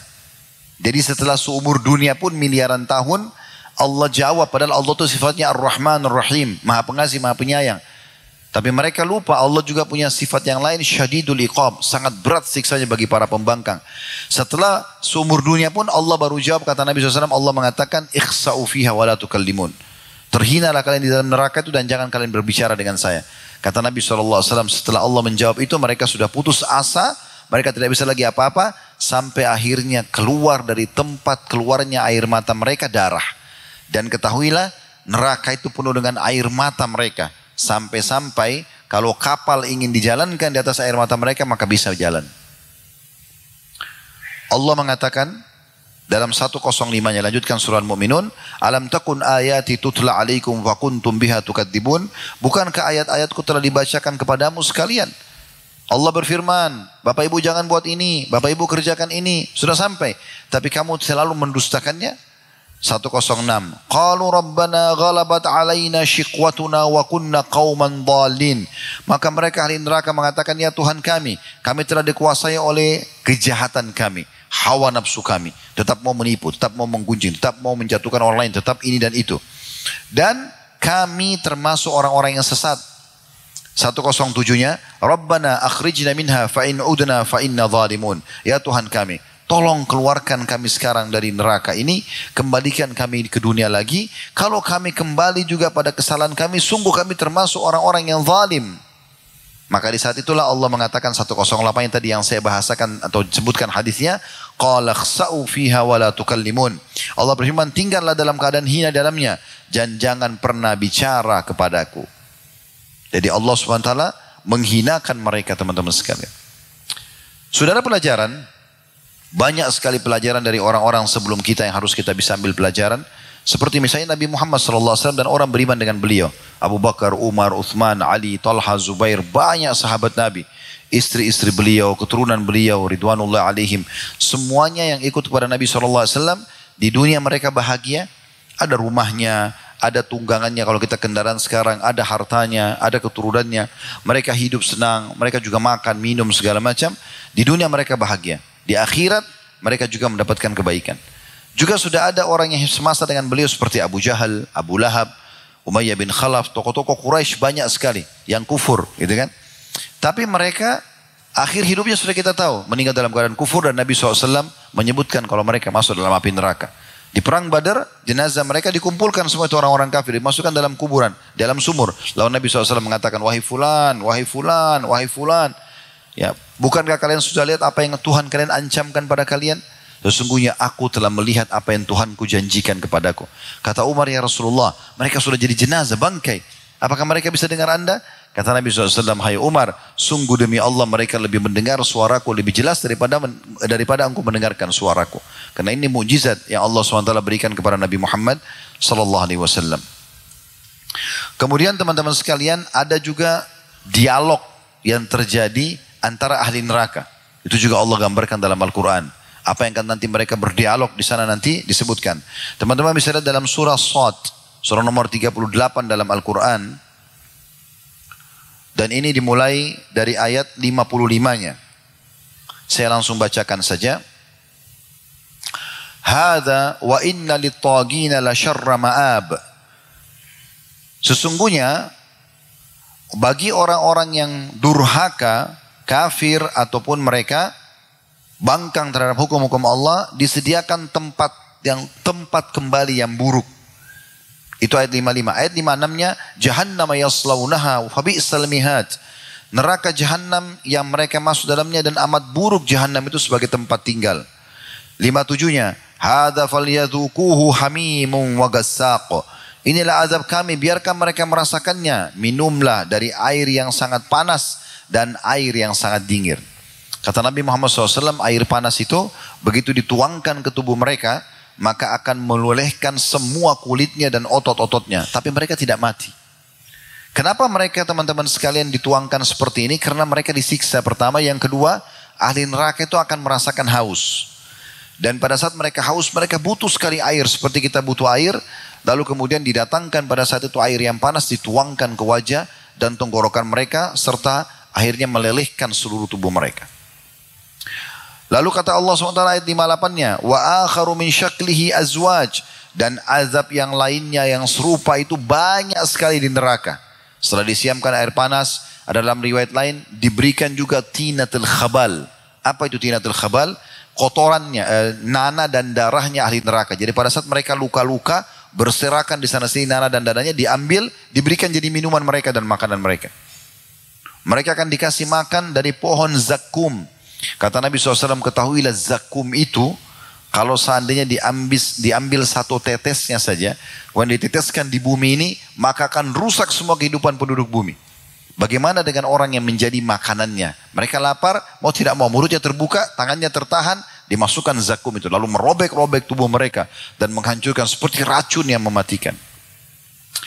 Kemudian ayat 59 Allah mengatakan, Hada faujum muqtahimum ma'akum, la marhaban bihim, innahum salun nar. Dikatakan kepada mereka, inilah satu rombongan pengikut-pengikut kalian, sama-sama dulu berbuat dosa, sama-sama tetap kufur kepada Allah di dunia, maka mereka berdesak-desakan bersama-sama masuk ke neraka. Ini Allah yang berfirman. Maka para pemimpin mereka berkata, yang para durhaka, tidaklah ucapan selamat bagi kalian, tidak ada selamat datang bagi kalian, sesungguhnya mereka akan masuk api neraka. Jadi nanti di neraka, teman-teman sekalian, wa na'udzubillah, ini Allah buka, teman-teman bisa pelajari nanti di rumah ya. Dan saya sarankan dibaca terjemahannya. Sebagian fatwa ulama sekarang sudah membolehkan kita pegang mushaf kalau lagi sholat sunnah. Kayak teman-teman kalau lagi sholat malam, daripada terulang surah-surah yang sama yang pendek yang kita hafal, kita bisa baca surah-surah Al-Quran. Misalnya kita pilih surah Shad ini, bisa kita baca sambil sholat gitu kan. Mungkin diletakkan Quran di depan misalnya. Di sebagian masjid kan juga ada yang taruh Quran besar ya, supaya imamnya bisa baca. Maka ini sangat baik untuk dibaca ya. Surah Shad tadi, surah 38. Allah mengatakan nanti para pemimpin mereka yang menyesatkan orang-orangnya akan berkata pada saat lihat orang-orang yang masuk yang dia sudah sesatkan, tidak ada keselamatan bagi kalian, tidak ada selamat datang untuk kalian, kami tidak mau bertemu dengan kalian. Maka orang-orang yang disesatkan mengatakan di ayat 60-nya, qalu bal antum ma la marhaban bikum antum qaddamtumuhu lana fabi'sal qarar. Maka para pengikut mereka mengatakan, sebenarnya kamulah yang tidak ada ucapan datang padamu, karena kamulah yang dulu menjerumuskan kami ke dalam azab, maka amat buruklah jahannam itu sebagai tempat menetap. Di ayat 61-nya, qalu rabbana man qaddama lana hadza fazidhu adzaban dhifan finnar. Maka mereka berkata, para pengikut-pengikut yang disesatkan mengatakan, ya Tuhan kami, barang siapa yang menjerumuskan kami ke dalam siksa ini, maka tambahkan azab kepadanya dengan berlipat ganda dalam neraka. Ayat 62-nya, wa qalu ma lana la nara rijalan kunna na'uddu minal asyrar. Maka orang-orang durhaka di neraka sambil ngomong satu sama yang lain. Ini belum terjadi tapi Allah sudah buka buat kita nih. Di neraka nanti akan ada dialog ini terjadi. Semoga kita tidak mendengarkannya di sana. Kita cukup tahu di majelis ini saja. Dan orang-orang durhaka itu berkata, mengapa kami tidak melihat orang-orang yang dahulu di dunia kami anggap orang-orang yang jahat. Jadi mereka sambil bilang lagi, kayaknya selain kita masuk neraka ada juga orang-orang tuh. Si fulan dulu jahat juga di dunia. Mana mereka? Ayat 63-nya, attakhadnahum sikhriyan amzagat anhumul absar. Apakah kami dahulu menjadikan mereka barang olok-olokan, ataukah karena mata kami tidak melihat mereka? Lalu ayat 64-nya kata Allah, inna dzalika lahaqqun takhasumu ahlin nar. Ketahuilah benar-benar itu nanti akan terjadi pertengkaran dan dialog antara penghuni neraka. Jadi ini benar-benar dibongkar oleh Allah Subhanahu wa taala kalau akan terjadi itu. Teman-teman sekalian, maksimalkan apapun yang kalian atau yang Anda miliki ya. Mohon maaf Pak Wali Kota, saya berbagi. Semua teman-teman yang Allah amanahkan di pundaknya jabatan. Ini peluang yang luar biasa untuk meraih pahala. Kena tanda tangan, setuju dengan satu kegiatan sosial misalnya, maka terbangunlah masjid, hiduplah majelis taklim, ya terpentaskanlah kemiskinan, pendidikan jadi merata misalnya. Maka dengan instruksi saja sudah cukup untuk panen pahalanya. Dan itu bergulir terus. Bergulir terus. Ini luar biasa. Teman-teman yang diamanahkan menjadi lembaga, kepala yayasan, ketua yayasan, kepala masjid, ya, ketua masjid, kepala sekolah. Ini juga luar biasa jabatannya nih. Bagaimana bisa kita maksimalkan untuk meraih pahala yang melimpah di sana. Jangan berlalu begitu saja tapi kita tidak panen pahala. Mungkin kalau orang yang tidak punya kedudukan itu sulit sekali dia. Kayak kita misalnya mau bangun masjid sulit sekali. Atau kita misalnya mau memberikan instruksi kepada para guru-guru di sekolah atau di yayasan, para staf untuk supaya menjalankan kegiatan-kegiatan yang baik. Juga tidak bisa karena kita tidak punya jabatan itu. Maka maksimalkan ini. Jangan sampai terjadi penyesalan gitu. Karena Allah memberikan kesempatan, berarti kita juga disayang oleh Allah. Kata Ali radhiyallahu anhu, Allah tidak mudahkan istighfar dari lisan seorang hamba kemudian Allah ingin mengazabnya. Artinya pasti ini karena Allah ingin kebaikan kepada dia. Bahkan kalau ada di antara kita teman-teman berhasil berdoa saja, maka berarti Allah ingin mengijabah doanya. Karena kalau Allah tidak mau, dia tidak akan berdoa. Semua itu taufik dari Allah subhanahu wa ta'ala. Maksimalkan. Maksimalkan kesempatan. Semua pelanggaran orang di depan mata kita, itu jadikan ajang pahala. Bukan permusuhan. Jangan dimusuhi orang yang masih melakukan pelanggaran. Tapi bagaimana kita menjadikan itu ajang kesempatan kita dapat pahala. Karena kalau semua orang sudah jadi baik, kita mau dapat pahala dari siapa? Tapi karena ada pelanggaran, mereka kita bisa nasihatin, kita bisa luruskan. Dan kita dapat pahala dengan dakwah itu. Maksimalkan semua itu. Ada seseorang, kalau belum pernah dengar namanya, perlu diketahui namanya Uqbah bin Abi Mu'aid. Ini sebagian besar ulama mengatakan kalau ada manusia yang paling rugi di dunia, orang ini. Siapa Uqbah bin Abi Mu'aid ini? Seseorang yang pernah bersahabat dengan Nabi SAW di Mekah. Sahabatnya Nabi. Tapi dia juga bersahabat, dia tokoh Quraisy ya. Dia juga bersahabat dengan Umayyah bin Khalaf, Abu Jahal. Di Mekah dulu itu ada satu komplek perumahan. Di zaman Nabi SAW itu komplek para pejabatnya Mekah. Tokoh-tokoh masyarakatnya. Nabi SAW tinggal di situ karena rumah yang paling besar itu rumahnya Khadijah radhiyallahu anha. Beliau pengusaha Mekah kan. Nabi menikah maka Nabi tinggal di situ. Di tetangganya Nabi itu semua Abu Jahal, Abu Lahab gitu kan. Termasuk Uqbah bin Abi Mu'aid ini. Maka Nabi SAW pernah diundang oleh Uqbah bin Abi Mu'aid untuk makan. Makan siang. Nabi SAW datang. Setelah beliau jadi Nabi gitu. Sebelum makan, Nabi SAW bilang, wahai Uqbah. Waktu dia bilang, silakan makan, hai Muhammad. Kata Nabi SAW, wahai Uqbah, saya berharap kebaikan untukmu. Saya akan makan makananmu ini kalau kau syahadat. Kau masuk Islam. Maka dia bilang, sudahlah Muhammad, ini undangan makan. Kata Nabi SAW, itu permintaan seorang sahabat pada sahabatnya. Saya ingin kebaikan untukmu. Maka Uqbah bin Abi Mu'aid syahadat. Syahadu la ilaha illallah syahadu Rasulullah. Maka Nabi SAW senang, ini tokoh Mekah. Makanlah Nabi SAW sama dia. Rupanya Uqbah ini punya persahabatan sama Umayyah bin Khalaf. Ini Ubay bin Khalaf. Ubay bin Khalaf ini teman-teman perlu tahu, inilah satu-satunya orang yang Nabi bunuh. Nabi itu tidak pernah bunuh orang. Itu pun bukan bunuh secara langsung ya. Kalau pernah dengar sabda Nabi SAW, sungguh murka Allah memuncak pada seseorang yang dibunuh oleh nabinya. Satu-satunya yang terbunuh di tangan Nabi itu ini. Namanya Ubay bin Khalaf. Dia dulu di Mekah, saya sedikit tambahkan kisah ini dulu. Ubay bin Khalaf ini di Mekah selalu lihatkan kudanya pada Nabi. Lalu dia bilang, hai Muhammad, satu waktu nanti saya akan bunuh kau dengan kuda ini. Maka kata Nabi SAW, insya Allah saya akan membunuhmu nanti. Sudah selesai di Mekah itu.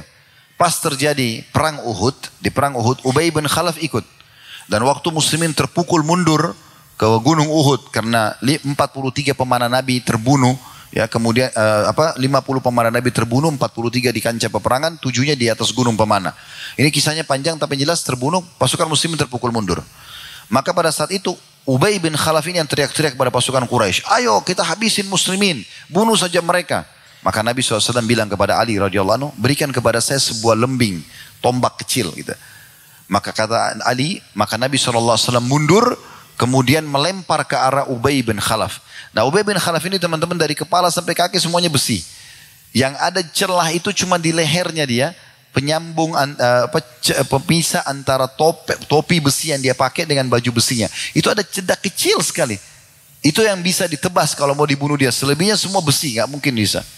Dengan bola matanya saja. Maka Nabi SAW melempar lembing itu. Subhanallah kena dan menggores ya sedikit bagian leher yang terbuka itu. Kata Ali radhiyallahu anhu, Nabi SAW mundur dan melempar lombing tersebut saking kuatnya sampai kami semua terpental. Lalu kemudian jatuhlah Ubay ibn Khalaf ini. Begitu dia jatuh, dia mengatakan, sungguh Muhammad telah membunuhku.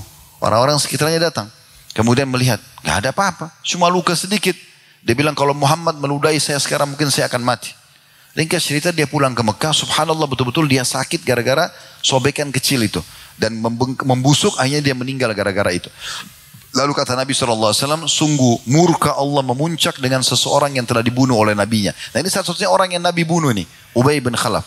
Itu pun bunuhnya bukan secara langsung, tapi tadi seperti saya ceritakan. Nah Ubay bin Khalaf ini kita kembali ke kisah kita tadi, bersahabat sama Uqbah bin Abi Mu'aid. Maka waktu dia dengar Uqbah syahadat, dia bilang, hai Uqbah, kau sudah masuk ke agama Muhammad? Dia bilang dia sahabat saya, dia ajak saya, katanya kebaikan. Kata Ubay bin Khalaf ini kebetulan dia punya persahabatan juga sama Uqbah dan dia punya bisnis besar sama Uqbah ini. Maka dia bilang, kalau seandainya kau tidak keluar dari agama Muhammad, saya putuskan persahabatan dan saya putuskan juga bisnis kita. Maka kata dia, baiklah, saya akan kufur. Dia bilang tidak cukup, kau harus datang ucapkan perkataan kekufuranmu dengan Muhammad di depan orang-orang di dekat Ka'bah dan ludahi mukanya Muhammad. Maka apa yang terjadi? Uqbah lakukan. Dia pergi bertemu dengan Nabi, Nabi lagi tawaf di Ka'bah. Kemudian dia datang, dia mengatakan, hai Muhammad, sungguh saya keluar dari agamamu. Itu saya ucapkan hanya karena saya mau kamu menjadi tamu saya. Lalu dia ludahi muka Nabi SAW. Apa yang terjadi? Di saat itu, Jibril datang membawa firman Allah Subhanahu Wa Taala yang masyhur. Ayat ini teman-teman semua orang bisa baca tentunya ya. Ayat ini disebutkan dalam surah Al-Furqan. Surah nomor 25 ayat 27 sampai 29. Bunyinya ayat 27-nya, wa yauma ya'addu adh-dhalimu 'ala yadayhi yaqulu ya laitani ittakhadtu ma'ar rasuli sabila. Dan ingatlah nanti orang zalim itu, siapa dia? Uqbah bin Abi Mu'aid. Ayat ini turun khusus buat dia. Nanti orang yang zalim itu kata Allah akan menggigit tangannya di hari kiamat nanti. Sambil dia mengatakan, sungguh ya coba seandainya dulu aku mengikuti tuntunan Rasul. Maksudnya Nabi Muhammad SAW. Dia tidak keluar dari Islam, sudah syahadat. Ayat 27, ayat 28-nya. Ya laitani lam attakhid fulanan khalila. Coba dulu saya enggak jadikan si fulan sebagai sahabat saya. Maksudnya Ubay bin Khalaf. Lalu Allah gambarkan di ayat 29-nya, laqad adallani anidz-dzikri ba'da idz ja'ani wa kana asyaitanu lil insani khadula. Sungguh dia telah menyesatkan saya setelah datang kepada saya peringatan yang benar, dan ketahuilah syaitan itu sangat menipu manusia. Itu penyesalan. Uqbah bin Abi Mu'aid turun padanya ayat ini sementara dia masih hidup, subhanallah, tapi tidak bermanfaat bagi dia. Allah sudah cap dia akan menjadi orang yang kufur karena dia telah menghinakan Nabi Muhammad SAW. Sebelumnya tentu banyak sekali ya, seperti kasus penyesalan Fir'aun. Ya, pada saat Fir'aun sudah ditenggelamkan oleh Allah Subhanahu Wa Taala di Laut Merah, nanti setelah dia tenggelam sudah mulai masuk air banyak di mulutnya, baru dia mengatakan, amantu billadzi amana bihi banu Israel. Saya telah beriman kepada Tuhan yang telah diimani oleh Bani Israel. Allah gambarkan dalam Al-Quran itu ya. Dalam surah Yunus, surah nomor 10. Itu Allah gambarkan tentang bagaimana keadaan Fir'aun. Di ayat 90-nya. Sampai 92. Wajawazna bi Bani Israel al-bahra fa'adbahum Fir'aunu wujunudu wa bagyan wa adwa. Dan kami lewatkan Bani Israel bersama Musa dari Laut Merah. Lalu Fir'aun datang ingin menindas mereka dengan bala tentaranya. Hatta idza adrakahul gharaqu qala amantu annahu la ilaha alladhi amanat bihi banu Israil wa ana minal muslimin.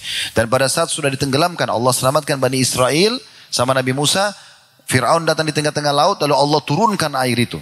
Pada saat dia sudah mulai tenggelam, maka dia mengatakan, aku beriman kepada yang telah diimani oleh Bani Israel dan aku termasuk orang-orang yang berserah diri. Lalu ayat 91-nya Allah mengatakan, Al-ana waqad asaita qablu wa kunta minal mufsidin. Sekarang baru kau mau beriman, setelah dulu sebelumnya kau buat kerusakan ya, dan kau termasuk orang-orang yang buat kerusakan. Ayat 93-nya ini mukjizat yang luar biasa. Sampai hari ini teman-teman masih bisa lihat mukjizat itu. Detik ini pun atau setelah bubar ini pun teman-teman ketik di Google bisa lihat mukjizat ini. Allah bilang, Al-yawm fal-yawma nunajjika bi badanika litakuna liman khalfaka ayah wa inna katsiran minan nasi an ayatina laghafilun. Hari ini kami selamatkan badanmu. Badan itu maksudnya dari rambut sampai kaki, kuku kaki. Kami selamatkan semua agar menjadi pelajaran bagi orang-orang yang datang setelahmu. Tapi sayang sekali banyak manusia lalai dari ayat-ayat kami. Subhanallah, saya bilang tadi kalau teman-teman pulang, kalau teman-teman ketik di Google saja mumi Fir'aun atau peninggalan Fir'aun kelihatan semua. Dan sampai sekarang masih bisa nampak mukanya cuma menggeriput saja. 3000 tahun yang lalu ini ceritanya. Allah sudah gambarkan. Dan saya pernah bimbing umrah dengan travel kami. Umrah plus Mesir, kami ke Mesir. Dan saya masuk ke museumnya itu. Bersama jemaah, ada satu jemaah tanya, Ustaz ini Fir'aun itu yang mengaku Tuhan. Saya bilang iya. Allah kekalkan sekarang. Dan ini Allah benarkan dalam surah Yunus. Tapi penyesalan dia sudah tidak ada gunanya lagi. Nanti dia akan menyesal sekali. Dan kata Nabi SAW, Jibril berkata kepadaku, hai Muhammad, andai saja kau lihat bagaimana saya memenuhkan mulutnya Fir'aun dengan pasirnya atau tanahnya Laut Merah, agar dia tidak mengatakan, ya Tuhanku ampunilah aku. Karena jangan sampai dia kena rahmatnya Allah. Jibril pun tidak ingin dia beriman. Jadi penyesalan yang luar biasa, tapi tidak ada manfaatnya. Begitu juga teman-teman sekalian, orang yang banyak menunda-nunda untuk beramal soleh, seperti sedekah, sholat, dan yang lainnya. Ini semua teman-teman akan menjadi penyesalan. Perhatikan dalam surah Al-Munafikun, surah nomor 63. Allah menceritakan dua ayat terakhirnya, 10 dan 11. Allah bilang, wa anfiqu mimma razaqnakum min qabli an ya'ti ahadakumul maut fayaqulu rabbi laula akhartani ila ajalin qaribin fa asaddaq wa akum minas salihin. Dan segera infakkan apa yang telah kami karuniakan kepada kalian, kami rezekikan kepada kalian, bantukan kepada orang-orang sebelum datang waktu nanti di mana pada saat mati datang kepada seseorang dari kalian, baru dia mengatakan, ya Allah, terlambatkan sesaat umurku, ajalku, kematianku, agar aku bisa bersedekah, agar aku bisa mengeluarkannya, dan aku termasuk orang-orang saleh. Itu ayat 10-nya. Ayat 11-nya Allah mengatakan, wala yuakhirallahu nafsan idza jaa ajaluha wallahu khabirum bima ta'malun. Tapi ketahuilah Allah tidak akan pernah melambatkan ajal seseorang kalau sudah datang, dan Allah akan memberitahukan apa yang kalian kerjakan. Kita tutup teman-teman sekalian dengan beberapa hadis-hadis Nabi SAW. Renungi baik-baik. Kata Nabi SAW kepada setiap muslim, kun fid dunya ka'annaka gharibun aw abiru sabil. Hai muslim, jadikan dirimu di dunia seperti orang yang asing atau orang yang cuma sekedar lewat saja. Dalam riwayat lain beliau mengatakan juga sahih, sesungguhnya perumpamaan aku dengan dunia seperti orang yang musafir penat, lalu kemudian dia istirahat di bawah sebuah pohon, setelah penatnya hilang kemudian dia pergi. Dunia ini untuk kita tunggangi meraih yang terbaik di akhirat sana, tapi bukan menjadi target utama setiap muslim. Sampai sebagian ulama salaf dari tabi'in, diantaranya Sa'id bin Musayyib, Hasan Basri, rahimahumullah semua, mereka mengatakan hampir perkataan yang sama. Di antara statement mereka adalah, sungguh kami telah bertemu dengan kaum, maksudnya para sahabat Nabi, yang mereka tidak pernah merasa sedih sedikit pun kalau kehilangan dunia, tapi mereka akan menyesal seumur hidup mereka kalau kehilangan sesuatu yang berhubungan dengan akhirat. Para sahabat Nabi itu lebih sedih kalau mereka kehilangan sholat berjamaah subuh di masjid daripada kehilangan bisnisnya yang sekian banyak. Juga Ibnu Umar mengatakan dalam nasihatnya berhubungan dengan hadis Bukhari ini, idza amsayta fala tantadhirus sabah. Kalau kau tiba sore hari jangan tunggu pagi. Wa idza asbahta fala tantadhirul masa. Kalau kamu tiba pada pagi hari jangan tunggu sore hari. Wa khudh min sihhatika limaradik. Maksimalkan masa sehatmu sebelum kau sakit. Maksudnya segera ayo beramal. Wa min hayatika limautik. Dan kehidupanmu sebelum engkau meninggal dunia. Juga dalam hadis riwayat An-Nasai dan Baihaqi, kata Nabi SAW, iktanib khamsan qabla khamsin. Raih segera, maksimalkan segera 5 hal sebelum 5 hal. Syababaka qabla haramik. Masa mudamu sebelum tiba masa tuamu. Orang kalau muda kesempatannya banyak, energinya masih banyak, idenya masih brilian. Jangan sia-siakan masa-masa muda itu. Jangan dipakai maksiat kepada Allah. Maksimalkan ibadah. Kemudian yang kedua, wasihhatika qabla saqamik. Sehatmu sebelum kamu sakit. Kita kalau sudah sakit kita tahu bagaimana susahnya kita bergerak. Demam, kita flu berat, susah. Sementara kita masih sehat, ayo maksimalkan ibadah, hadiri majelis ilmu, segera silaturahim keluarga, haji dan umrah. Jangan tunggu nanti sudah susah jalan baru kemudian mau pakai kursi roda setengah mati gitu. Kesempatan, masih ada kesempatan lakukan. Yang ketiga, wa ghinaka qabla faqrik. Kekayaanmu sebelum kau miskin. Jadi maksimalkan bersedekah pada saat itu. Yang keempat, wa faraqika qabla syughlik. Dan juga maksimalkan waktu kosongmu sebelum kau tersibukkan. Jadi waktu lowong itu teman-teman adalah nikmat Allah. Jangan sampai disia-siakan. Karena kata Nabi SAW, ni'matani maghbunun fihima katsirun minan nas. 2 nikmat yang paling banyak dilalaikan oleh manusia. As-sihhatu wal faraq. Kesehatan dan juga waktu lowong. Waktu lowong bukan untuk dihabiskan omong kosong. Baca Al-Quran. Berzikir kepada Allah Subhanahu wa taala, belajar ilmu agama, silaturahim keluarga, banyak yang bisa kita lakukan. Pecahkan permasalahan-permasalahan seseorang yang mungkin butuh bantuan. Kita sudah jelaskan ya beberapa jenis ibadah semalam itu. Bagaimana memenuhi hajat seorang muslim. Kata Nabi SAW, aku memenuhi hajat seorang muslim. Satu hajat saja. Pandu jalan kemana, dia minta nasihat, dia minta bantuan, dia minta utang. Pandu, kata Nabi SAW, aku memenuhi satu hajat saudaraku muslim, lebih aku cintai daripada itikaf di masjidku ini 1 bulan penuh. Itikaf di Masjid Nabawi luar biasa pahalanya. Tapi itu bisa bisa disaingi pahalanya dengan berbuat baik dengan seorang muslim. Juga kita masuk kepada perkataan sebagian salaf. Ini penutupan dalam bahasan kita ya. Bagaimana mereka memerintahkan atau mengajarkan kita jangan sampai menyesal nanti. Rabi'ah menasihati Sufyan ats-Tsauri rahimahumullah. Dua-duanya ulama tabi'in. Innama anta ayyamu ma'dudah. Hai Sufyan, ketahuilah kau ini hanya hari-hari yang dihitung. Umur 5 tahun, 10 tahun, 15 tahun, 50 tahun, 70 tahun, 80 tahun. Habis itu selesai. Kata beliau, فَإِذَا ذَهَبَ يَوْمٌ ذَهَبَ بَعْدُكَ. Kalau satu hari berlalu maka sudah hilang sebagian dari dirimu. وَيُوشِكُ إِذَا ذَهَبَ الْبَعْدُ أَنْ يَذْهَبَ الْكُلُّ وَأَنْتَ تَعْلَمْ فَعْمَلْ. Dan kalau sudah pergi sebagian dari hari-harimu, maka ketahuilah akan pergi juga semuanya. Oleh karena itu, mumpung kamu sekarang tahu dan engah sadar, beramallah. Teman-teman, tidak ada yang bisa menuntun kita untuk beramal kecuali diri kita sendiri. Ada syariat Allah SWT, ada ulama yang menyampaikan, tapi yang bisa membuat kita beramal cuma diri kita sendiri. Tidak mungkin kami ini sibuk datang ke rumah anda masing-masing, ketuk, ayo akhi sudah sholat, ayo ukhti belajar, ayo begini dan begitu, tidak mungkin. Kami cuma menyampaikan seperti ini. Penentuan ada di tangan kita semua masing-masing. Jadi hati-hati.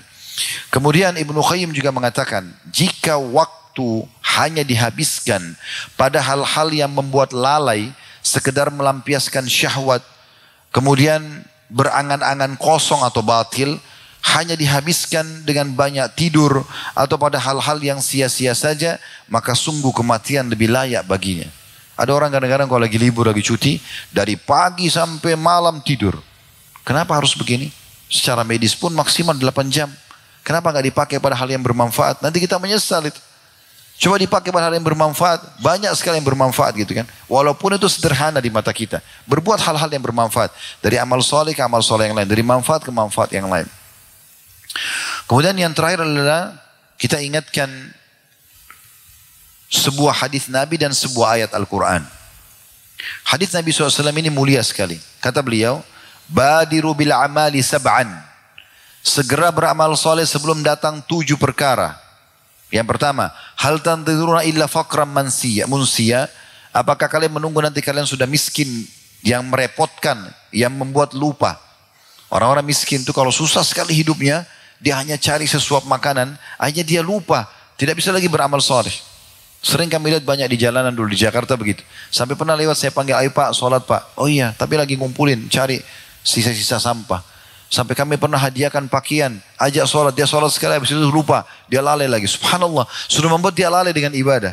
Akhirnya dia rugi dunia, rugi akhirat, gitu kan? Kata Nabi SAW, apa tunggu miskin yang membuat lupa? Auginan mutgia, atau kekayaan yang membuat sombong, membuat lalai. Apa tunggu itu baru mau beramal saleh?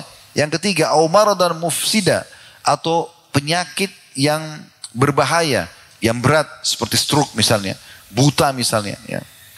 Atau haraman mufnida, atau masa pikun yang sudah lupa apa-apa, maka tidak bisa lagi beramal soleh. Au mautan mujhiza, atau mati yang tiba-tiba datang. Awul dajjalu fasyarru ghaibin yuntadhar, atau kalian tunggu dajjal keluar, orang yang akan keluar nanti di akhir zaman buat fitnah yang mengaku Tuhan dan banyak pengikutnya, dan itu seburuk-buruk hal gaib yang ditunggu. Yang terakhir yang ketujuh beliau mengatakan awis sa'atu fasa'atu adha wa amar, atau kalian tunggu kiamat terjadi. Kiamat jauh lebih berat dan lebih sulit. Hadits ini diriwayatkan oleh Tirmidzi dengan sanad hasan. Dengan hadits ini kita tutup semua dalil-dalil penyesalan yang sudah kita sampaikan teman-teman sekalian, dan kami akan tutup terakhir darinya dengan ayat Al-Quran tentang gambaran bagaimana ahli surga pada saat mereka masuk ke dalam surga, kemudian mereka saling bersyukur dan memuji kepada Allah Subhanahu wa taala karena sempat memaksimalkan waktu. Di dalam Al-Quran Allah SWT berfirman dalam surah At-Tur, surah nomor 52, ayatnya 25 sampai 28. Ini Allah ceritakan dan Allah bongkar tentang keadaan ahli surga, padahal sebenarnya kita belum masuk ke sana, tapi keadaan mereka nanti akan mengakukan ini. Allah mengatakan wa aqbala ba'duhum ala ba'din yatasaalun.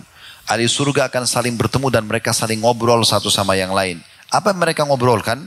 Qalu inna kunna qablu fi ahlina musyfikin. Kami dulu waktu di dunia hidup, kami termasuk orang-orang yang takut sekali. Jangan sampai di akhirat masuk neraka. Jangan sampai tidak masuk ke dalam surga. Ayat 27-nya, famannallahu alaina wa waqana adzabas samum. Karena kami takut waktu itu dan akhirnya kami tidak sia-siakan waktu, kami sibukkan diri dengan amal soleh, maka pada hari ini Allah selamatkan kami dari siksa yang sangat menyedihkan. Lalu Allah mengatakan tentang mereka di ayat 28-nya, inna kunna min qablu nad'u innahu wal barur rahim. Sesungguhnya dulu kami di dunia sibuk menyembah Allah, maka ketahuilah Allah itu adalah zat yang maha baik dalam balasan dan maha pengasih. Maksudnya ahli neraka akan menyesal dengan semua apa yang telah mereka sia-siakan. Justru ahli surga akan bersyukur kepada Allah Subhanahu wa taala tentang kesempatan-kesempatan emas yang mereka lakukan. Sebagai penutup teman-teman sekalian, untuk menjadi orang ahli surga, ya, sebenarnya enak sekali. Karena semua yang diperintahkan itu baik-baik. Kita disuruh ya, jujur, amanah, tanggung jawab, bakti sama orang tua, juga orang sakit, membantu orang susah, semuanya baik-baik. Dan ada keutamaannya. Tidak ada satupun kebaikan diperintahkan dalam agama tidak punya keutamaan. Dan Allah sifatnya innallaha la yukhliful mi'ad. Allah tidak akan pungkiri janjinya. Semua yang dilarang, bohong, menipu, gunjing, fitnah, mencuri, membunuh, mengganggu orang, semuanya tidak dilarang. Dan itu juga ada ancamannya. Jadi kalau kita menjadi orang ahli surga, yang kita menjadi orang soleh atau soleha di dunia, ikut perintah Allah, jadi orang baik. Karena semua yang baik diperintahkan, semua yang buruk disuruh tinggalkan. Di dunia kita akan disukai oleh manusia, Allah juga suka sama kita, di akhirat juga kita akan selamat. Lalu kenapa kita tidak pilih jalan ini? Kenapa harus memilih jalan yang lain, yang akhirnya membuat kita dinilai buruk di mata manusia? Jangan pernah teman-teman tertipu dengan statement yang kita buat sendiri, atau frame kehidupan yang kita buat sendiri, seakan-akan saya hebat. Saya bisa mengatur tipu daya. Saya bisa menyembunyikan rahasia. Semua rahasia di dunia akan dibongkar oleh Allah. Semua dibongkar. Ya. Teman-teman di sini punya rahasia yang belum pernah ketahuan. Kalau ada anda yang punya rahasia yang belum pernah ketahuan itu luar biasa. Tapi sebagian ulama menitik beratkan, apapun yang manusia sembunyikan di dunia, itu Allah akan buka. Dengan caranya. Minimal dengan orang terdekat dia. Kadang-kadang kita sembunyikan sesuatu nih, kita kemas dengan begitu rapi, kita yakin atur strategi segala macam, toh tiba-tiba kebongkar. Dan kita cuma bisa bilang, kok bisa ya? Ya bisa. Allah punya cara. Jadi tidak ada yang bisa disembunyikan. Oleh karena itu untuk apa kita buat yang buruk-buruk itu? Toh di dunia Allah akan permalukan, ya kita dapat dosa, dan kalau kita tidak tahu di akhirat akan dihukum. Maka cukup menjadi orang baik saja. Dan saran kami juga teman-teman bisa kembali ke ceramah kami, judulnya Indahnya Menjadi Orang Soleh. Itu kami sebutkan banyak sekali manfaatnya dan kenikmatan. Beribadah itu nikmat teman-teman. Sujud sambil berkeluh kesah sama Allah itu nikmat. Pergi tawaf di Ka'bah, ya sa'i, nikmat. Kita baca Quran, baca terjemahnya nikmat. Majelis ilmu seperti ini nikmat, ada kenikmatannya. Lalu kenapa tidak dipakai? Kenapa tidak dimaksimalkan? Kenapa harus kepada kemaksiatan yang akhirnya kita dihukum oleh Allah SWT? Jangan anda pikir orang yang mabuk-mabuk di diskotik, di bar itu gembira. Nah, mereka sesaat ketawa. Setelah itu ribut rumah tangganya. Setelah itu anaknya jadi nakal. Setelah itu masalah dipecat di pekerjaannya. Maksiat pasti ada efeknya, nggak mungkin. Hukuman akan datang kepada para pelaku maksiat. Oleh karena itu, tentukan jalan kita insya Allah sebelum menyesal. Allahu a'lam. Baik teman-teman sekalian, kita sudah di penghujung acara. Sekali lagi kita memuji Allah SWT atas segala nikmat yang diberikan kepada kita ini. Bisanya kita duduk dalam majelis ilmu. Semoga Allah ikhlaskan niat dan jadikan ini sebagai tambahan amal kita pada hari kiamat. Dan semoga saja semua dosa-dosa yang pernah kita lakukan dimaafkan oleh Allah Subhanahu wa taala. Tidak pernah lupa kita doakan negara kita menjadi negara yang aman, tentram, damai, seluruh umat Islam di bawah naungan ukhuwah Islamiyah, dan hal ibadah mereka kembali kepada Al-Qur'an dan Sunnah. Dan semoga saja seluruh utang negara kita dimudahkan, dilunasi oleh Allah Subhanahu wa taala, dan juga Allah keluarkan semua penghasilan-penghasilan yang baik dari seluruh wilayah kita ini, dan juga Allah berikan hidayah para pemimpin kita agar selalu menjalankan syariat Allah Subhanahu wa taala. Mereka memberikan hak-hak masyarakat dan juga menjadikan kami semua atau kita semua masyarakat menjadi masyarakat yang patuh pada hal-hal yang bukan maksiat kepada Allah, dan semoga negara kita menjadi negara yang contoh bagi negara-negara yang lain. Kemudian juga kita meminta agar semoga Allah satukan kita semua di surga Firdausnya tanpa hisab, disatukan dalam majlis ilmu yang mulia ini. Kalau benar teman-teman sekalian pasti dari Allah. Kalau salah dari saya mohon dimaafkan. Subhanakallahumma bihamdika asyhadu an la ilaha illa anta astaghfiruka wa atubu ilaik. Wassalamualaikum warahmatullahi wabarakatuh. Waalaikumsalam.